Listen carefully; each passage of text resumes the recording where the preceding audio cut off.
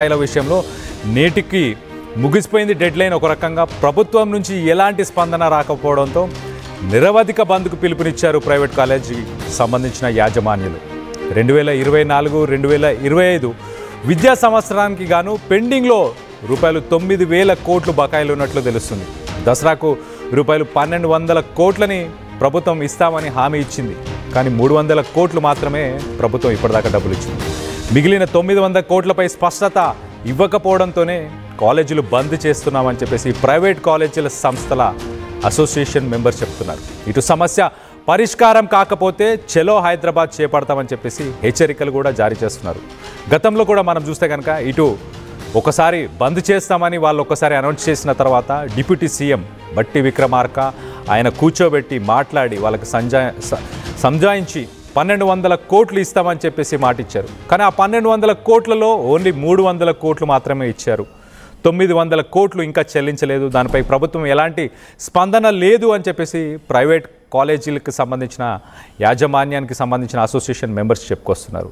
So ప్రభుత్వానికైతే ఒక రకంగా అల్టిమేటంని ఇస్తున్నారు. ఖచ్చితంగా హైదరాబాద్ చలో హైదరాబాద్ని అని చెప్పి హైదరాబాద్కి వచ్చి ఇక్కడ సెక్రటేరియట్ని ముట్టడిచ్చే అవకాశం ఉంది అని చెప్పుకొస్తున్నారు.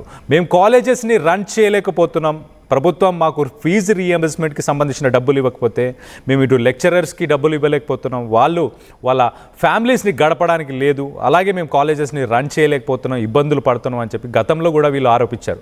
మొత్తం మీద ఒక రకంగా ఉత్కంఠం అయితే నెలకొంది. 9,000 కోట్లు 2024 అలాగే 2025 అలాగే 2026 రానున్న సంవత్సరానికి గాను మొత్తంగా చూస్తే కనుక కొన్ని వేల కోట్లు ప్రభుత్వం నుంచి డబ్బులు రావాల్సింది ఉంది. దీనికి సంబంధించి మరిన్ని వివరాలు మా ప్రతినిధి మధు ఉన్నారు. మధుతో మాట్లాడి తెలుసుకునే ప్రయత్నం చేద్దాం. మధు, దీనిపై ప్రభుత్వం ఎందుకు స్పందించట్లేదు? ఇటు విద్యార్థులకు సంబంధించి వాళ్ళ భవిష్యత్తుకు సంబంధించిన విషయం కదా. దాదాపు ఇప్పటి వరకు మొత్తం 1,000 కోట్ల బకాయిలు ఉండిపోయినటువంటి పరిస్థితి. దాంట్లో 1,200 కోట్లలో విడతల వారీగా చెల్లిస్తామని ప్రభుత్వం ఇచ్చినప్పటికీ దాంట్లో 900 కోట్లు ఇమీడియట్ గా చెల్లిస్తామని చెప్పారు. 1,200 కోట్లు దాంట్లో కానీ కేవలం 300 కోట్లు మాత్రమే చెల్లించడంతో మరోసారి సమ్మబాట పడతా ఉన్నాయి. ప్రైవేట్ కాలేజీల యాజమాన్యాలన్నీ కూడా భారం అవుతుంది, తీవ్రమైనటువంటి ఇబ్బంది కలుగుతుంది. కనీసం సిబ్బందిని కాలేజీలను మెయింటైన్ చేసేటువంటి సిచ్యువేషన్ లేదు పూర్తి స్థాయిలో అనేటువంటిది వాళ్ళు ఆవేదన వ్యక్తం చేస్తూ ఒకసారిగా నవంబర్ 3వ తారీఖు నుంచి సమ్మెబాటకు పట్టారు. ప్రభుత్వానికి ఇచ్చిన డెడ్ లైన్ కంప్లీట్ అయిపోయింది. ప్రభుత్వం నుంచి ఎట్లాంటి రిప్లై లేకపోగా ఇక్కడ కళ్యాణ్ ఈ ప్రైవేట్ కాలేజీలకు సంబంధించినటువంటి అంశంలో ప్రభుత్వం చర్యలు తీసుకుంటుంది. తనిఖీలకు పిలుపునిచ్చింది. సరైనటువంటి వసతులు సదుపాయాలు ఉన్నాయా, ప్రభుత్వ నిబంధనల మేరకు అక్కడ అన్ని రకాల ఇప్పుడు కంప్యూటర్ ఉంటే కంప్యూటర్ ల్యాబ్ కానీ ఇంకా ఇతర ల్యాబ్స్ కానీ ఇంకా ప్రొసీజర్స్ జనరల్ గా సాధారణంగా ప్రభుత్వం నుంచి ఉండేటువంటి ప్రొసీజర్స్ సంబంధించి యథావిధిగా ఫాలో అవుతున్నారా, ఏమైనా అక్రమాలు అరుగుతున్నాయనేటువంటి దానిపైన ఆదేశాలు ఇవ్వడం పైన కూడా ఆగ్రహం వ్యక్తం అవుతోంది. బకాయిలు చెల్లించమంటే ప్రభుత్వం బెదిరించే ప్రయత్నం చేస్తుంది. చర్చ్ పేరిట తర్వాత వీటికి సంబంధించినటువంటి అంశం పైన అనేటువంటిది ఆవేదన వ్యక్తం చేస్తా ఉన్నారు. మొత్తం రాష్ట్ర వ్యాప్తంగా నిరవధికంగా బంద్ చేయాలనేటువంటి నిర్ణయం తీసుకున్నారు.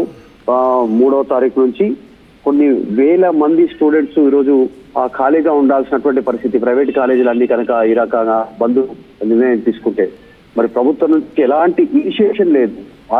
విద్యాశాఖ ముఖ్యమంత్రి దగ్గరనే ఉంది. ఏ నిర్ణయం తీసుకుంటారు, ఈ బకాయిలకు సంబంధించినటువంటి విషయంలో ఎలాంటి నిర్ణయం ప్రకటిస్తారు ఇంతవరకు తెలియదు. ఒకవైపు జూబ్లీస్ ఉప ఎన్నిక జరుగుతుంది, స్థానిక సంస్థల ఎన్నికలకు ప్రిపేర్ అవుతా ఉంది రాష్ట్ర ప్రభుత్వం. ఇట్లాంటి మూమెంట్ లో ఈ నిర్ణయం క్షేత్రస్థాయిలో తీవ్ర ప్రభావం పడేటువంటి అవకాశం ఉంది. ముఖ్యంగా చదువుకునేటువంటి విద్యార్థులు నిరవధిక బంద్ చేయడం వల్ల ఖాళీగా ఉండేటువంటి పరిస్థితి ఉంది. చర్చకు దారితీసే అవకాశం ఉంది. అవసరమైతే చలో హైదరాబాద్ పిలుపునిస్తామంటున్నారు.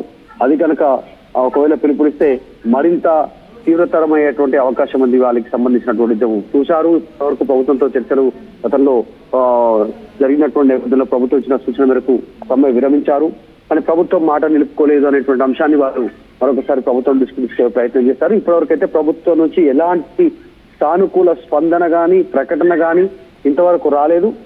వాళ్ళు సమ్మె బాట పట్టడానికే సిద్ధమవుతున్నట్టుగా తెలుస్తా ఉంది. ఈ సమ్మె విషయాన్ని ప్రభుత్వం దీన్ని ఎట్లా చూసేటువంటి అవకాశం ఉందనేటువంటిది చర్చ ఉంది. ఇప్పటికే తనిఖీల పేరిట ప్రభుత్వం నిర్ణయం తీసుకుంది కాబట్టి అదొక ఆ రకంగా ఆపే ప్రయత్నం చేస్తారా లేదంటే వీళ్ళు ముందుకు పోతారా చూడాలి.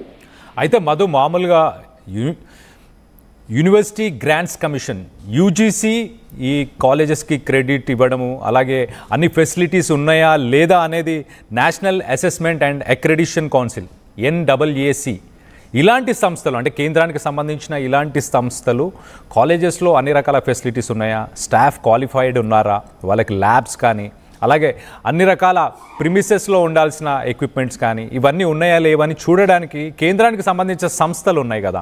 రాష్ట్రం ఎందుకు ఇందులో కలగజేసుకుంటుంది? అంటే దీన్ని తోసిపుచ్చే ప్రయత్నం ప్రభుత్వం చేస్తుందా? ఇదే ఒక క్లియర్ స్టేట్మెంటా?